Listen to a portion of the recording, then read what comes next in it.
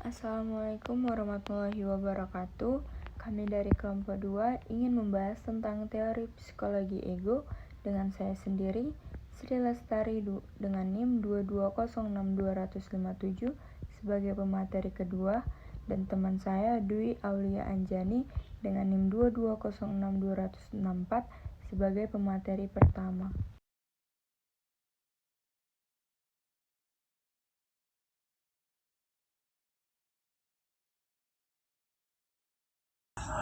Anna Freud lahir di Wina pada 3 Desember 1895. Ia merupakan anak bungsu perempuan dari pasangan Sigmund Freud dan istrinya Martha Bernays. Anak ini tidak memiliki hubungan yang baik dengan ibunya, membuat ia diasuh oleh seorang perawat Katolik mereka bernama Josephine. Ketika ia ingin mencari kenyamanan, ia akan berpaling ke ayahnya dan menjadikannya lebih dekat dengan ayahnya. Anna menulis buku yang berjudul Ego and Defense Mechanism yang membuat namanya naik dan terkenal. Sigmund Freud berpendapat bahwa ego ini tidak berdaya dan ia diarahkan oleh id. Tetapi di dalam teori psikologi ego ini, Anna Freud menyatakan bahwa ego itu dapat mengambil keputusannya sendiri dan menentukan jalan atau arah yang baik bagi dirinya. Anna Freud ini mengembangkan teori yang berfokus pada tumbuh kembang anak berkebutuhan khusus hingga memasuki usia remaja dan mengembangkan defense mechanism yang menurutnya dapat digunakan anak untuk melawan impuls id serta superego. Teori Anna Freud ini dapat dilihat dari 3 poin. Yang pertama, psikoterapi anak, yang kedua, garis perkembangan, dan yang ketiga, defense mechanism. Hans Hartmann adalah bapak psikologi ego. Ia lahir di Wina pada 4 November 1894 dan meninggal di Stone Point, New York pada 17 Mei 1970. Hartmann ini dianalisa oleh Freud dan menjadi anggota kunci dari generasinya pengikut Freud di Vienna Psychoanalytic. Freud sendiri meyakini bahwa individu hanya organisme yang berusaha menurunkan tension dan selalu mencari kesenangan. Menurut Hartmann, ego itu independen, ia dapat menyelesaikan masalah tergantung dengan masalah tersebut. Ego ini juga tidak hanya didorong oleh insting seks dan agresi, tapi juga dipengaruhi oleh faktor luar. Ego sendiri bersifat otonom, dan aktif mencari penyesuaian dengan dunia luar. Fungsi otonomi ini berasal dari keturunan. Ia berperan sebagai adaptasi dengan lingkungan.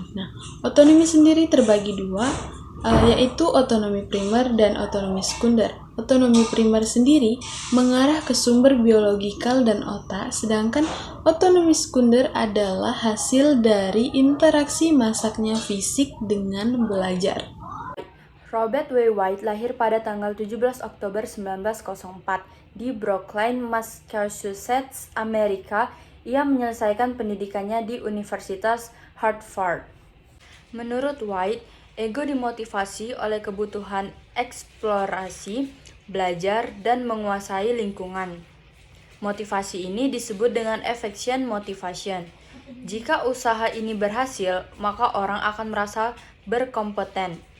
Perasaan ini bisa membuat orang bertumbuh, masak, dan siap menghadapi tantangan hidup. Perasaan bisa menguasai realitas lingkungan ini disebut dengan efikasi diri, kompetensi yang dipelajari sepanjang tahap perkembangan psikoseksual. Analisa kasus. Sebuah kasus artis kecil yang rentan didera persoalan mental. Orang tua pantang paksakan ego. Jika anak memang sudah punya panggung di media sosial, itu bukan menjadi alasan orang tua untuk menuntut bekerja seperti orang dewasa. Anak-anak tetaplah anak-anak. Artis cilik yang dieksploitasi orang tua pada umumnya mengalami konflik internal, yaitu konflik yang terjadi dalam batinnya sendiri. Ada 3 faktor penyebab depresi, yaitu faktor biologis, psikologis, dan sosial. Faktor biologis merupakan faktor bawaan atau genetik, sementara faktor sosial berkaitan dengan lingkungan orang yang bersangkutan. baik itu rumah maupun pergaulan dengan teman-temannya. Aplikasi. Anna Freud menjadi pelopor psikoanalisis anak-anak dengan menyiapkan metodologi dan sistematis dari psikoanalisis anak yang juga dipakai pada psikoanalisis orang dewasa. Karena lebih menjamin pemahaman yang komprehensif, Hartman dan White banyak memberikan masukan tentang kerjanya ego. Banyak gangguan kejiwaan yang dapat diatasi dengan memperkuat ego, dan konsep-konsepnya dapat membantu usaha dalam mengembangkan kompetensi ego untuk menguasai intersistem dan intrasistemnya.